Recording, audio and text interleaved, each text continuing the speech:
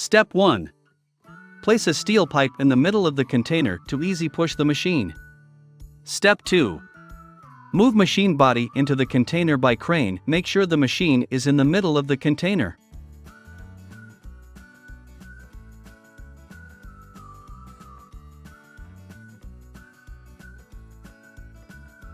Step 3.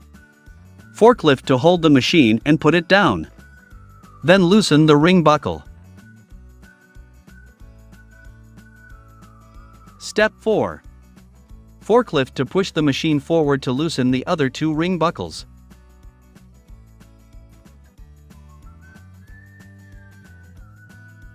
Step 5. Forklift to push the machine to a proper fixed position, and then take out the steel pipe.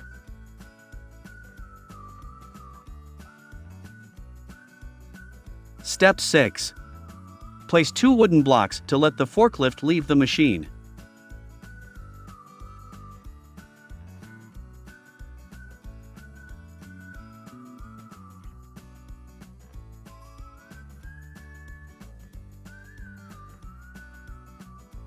Step 7. Fixed machine, PLC, hydraulic station, etc.